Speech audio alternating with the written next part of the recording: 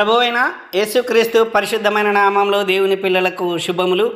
ప్రియులరా, దేవుని మహాకృపను బట్టి ఆయన పరిశుద్ధ నామ ఘనత కొరకు ఆయన పని చేయటానికి కృప చూపాడు.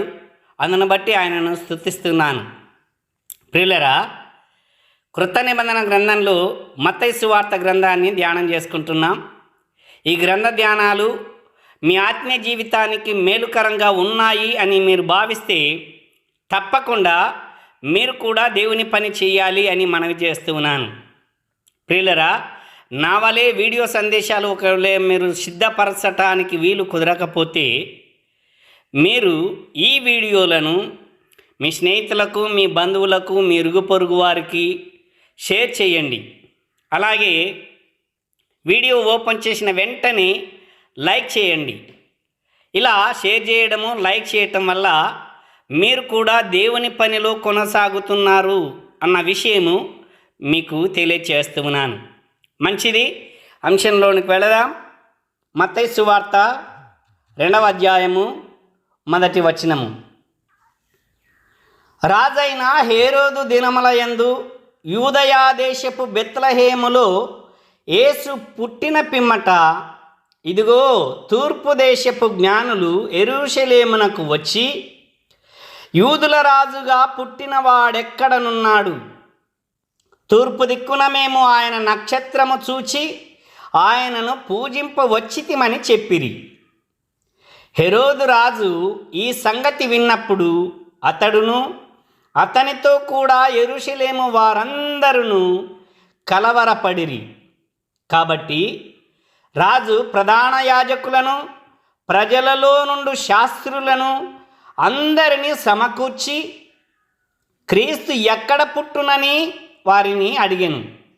5వ వచనం. అందుకు వారు, యూదయా బెత్లెహేములోనే. ఏలయనగా, యూదయా దేశపు బెత్లెహేమా, నీవు యూదా ప్రధానులలో ఎంత మాత్రమును అల్పమైన దానవు కావు. ఇశ్రాయేలను నా ప్రజలను పరిపాలించు అధిపతి నీలో నుండి వచ్చును అని ప్రవక్త ద్వారా వ్రాయబడి ఉన్నది అనిరి. అంతటా హెరోదు ఆ జ్ఞానులను రహస్యముగా పిలిపించి ఆ నక్షత్రము కనబడిన కాలము వారి చేత పరిష్కారముగా తెలుసుకొని, మీరు వెళ్ళి ఆ శిశువు విషయమై జాగ్రత్తగా విచారించి తెలుసుకొనగానే నేనును వచ్చి ఆయనను పూజించినట్లు నాకు వర్తమానము తెండని చెప్పి వారిని బెత్లెహేమునకు పంపెను. వారు రాజు మాట విని బయలుదేరి పోవుచుండగా, ఇదిగో తూర్పు దేశమున వారు చూసిన నక్షత్రము ఆ శిశువు ఉండిన చోటికి మీదుగా వచ్చి నిలుచు వరకు వారికి ముందుగా నడిచెను. 10వ వచనం. వారు ఆ నక్షత్రమును చూచి అత్యానందభరితులై ఇంటిలోనికి వచ్చి తల్లి అయిన మరియను ఆ శిశువును చూచి సాగిలపడి ఆయనను పూజించి తమ పెట్టెలు విప్పి బంగారమును, సాంబ్రాణిని, బోలమును కానుకలుగా ఆయనకు సమర్పించిరి.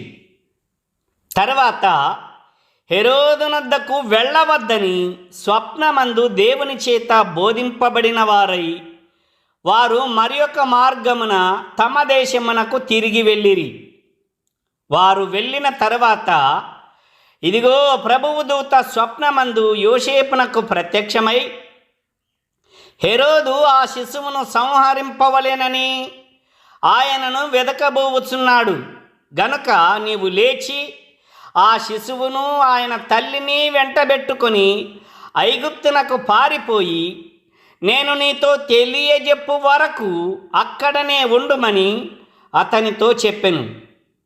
అప్పుడతడు లేచి రాత్రివేళ శిశువును తల్లిని తోడుకొని 15వ వచనం ఐగుప్తునకు వెళ్ళి ఐగుప్తులో నుండి నా కుమారుణ్ణి పిలిచి తిని అని ప్రవక్త ద్వారా ప్రభువు సెలవిచ్చిన మాట నెరవేరబడినట్లు హెరోదు మరణము వరకు అక్కడ నుండెను. ఆ జ్ఞానులు తన్ను అపహసించిరని హెరోదు గ్రహించి బహు ఆగ్రహము తెచ్చుకొని తాను జ్ఞానుల వలన వివరముగా తెలుసుకొనిన కాలమును బట్టి బెత్లెహేములోను దాని సకల ప్రాంతములలోను 2 సంవత్సరములు మొదలుకొని తక్కువ వయసు గల మగపిల్లలనందరినీ వధించెను. అందువలన రామాలు అంగలార్పు వినబడెను, ఏడుపును మహారోదన ధ్వనియు కలిగెను. రాహేలు తన పిల్లల విషయమై ఏడ్చుచు వారు లేనందున ఓదార్పు పొందనొల్లక ఉండెను అని ప్రవక్త అయిన యిర్మీయా ద్వారా చెప్పబడిన వాక్యము నెరవేరెను. హేరోదు చనిపోయిన తరువాత ఇదిగో ప్రభువు దూత ఐగుప్తులో యోసేపునకు స్వప్నమందు ప్రత్యక్షమై 20వ వచనం, నీవు లేచి శిశువును తల్లిని తోడుకొని ఇశ్రాయేలు దేశమునకు వెళ్ళుము. శిశువు ప్రాణము తీయదూచుచుండిన వారు చనిపోయిరని చెప్పెను. అప్పుడు అతడు లేచి శిశువును తల్లిని తోడుకొని ఇశ్రాయేలు దేశమునకు వచ్చెను.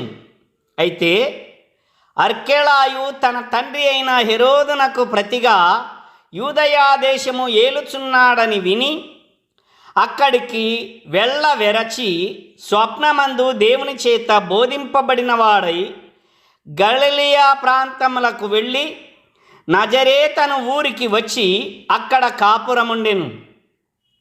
ఆయన నజరేయుడు అని అనబడునని ప్రవక్తలు చెప్పిన మాట నెరవేరునట్లు ఈలాగు జరిగెను. దేవునికి స్తోత్రాలు. ప్రియులరా, ఈ అధ్యాయానికి సంబంధించినటువంటి ప్రశ్నలను కూడా చూద్దాం. మొదటి ప్రశ్న, తూర్పు దేశపు జ్ఞానులు యెరూషలేమునకు వచ్చి ఫరోతో చెప్పినదేమిటి? తూర్పు దేశపు జ్ఞానులు యెరూషలేమునకు వచ్చి ఫరోతో చెప్పినదేమిటి? 2, ఫరో రాజు ప్రధాన యాజకులను శాస్త్రులను అడిగినదేమిటి?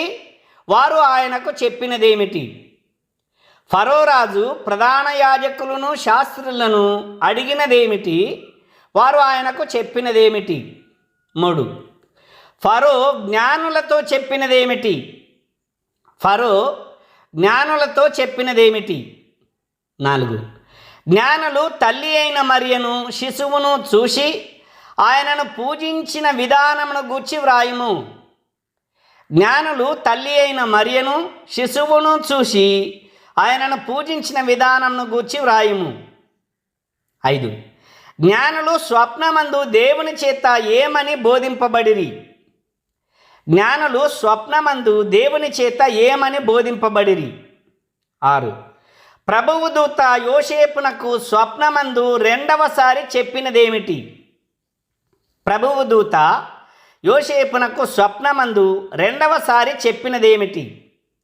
7, ఐగుప్తులో నుండి నా కుమారుని పిలిచి తిని అను ప్రవచనము పలికిన ప్రవక్త ఎవరు? ఏ గ్రంథములో ఉన్నది? ఐగుప్తులో నుండి నా కుమారుని పిలిచి తిని అను ప్రవచనము పలికిన ప్రవక్త పేరేమిటి? ఏ గ్రంథములో ఈ ప్రవచనము ఉన్నది? 8, జ్ఞానులు తనను అపహసించిరని తెలుసుకున్న హెరోదు ఆగ్రహముతో చేసినదేమిటి? జ్ఞానులు తనను అపహసించిరని తెలుసుకున్న హెరోదు రాజు ఆగ్రహంతో చేసినదేమిటి? 9, రామాలో అంగలార్పు వినబడెను, ఏడ్పును మహారోదన ధ్వనియు కలిగెను అను ప్రవచనము పలికినది ఎవరు? రామాలు అంగలార్పు వినబడెను, ఏడ్పును మహారోదన ధ్వనియు కలిగెను అను ప్రవచనము పలికినది ఎవరు? 10, ప్రభువు దూత యోసేపుతో 3వసారి చెప్పినదేమిటి? ప్రభువు దూత యోసేపుతో 3వసారి చెప్పినదేమిటి? 11, అర్కెలాయు యొక్క తండ్రి పేరేమిటి?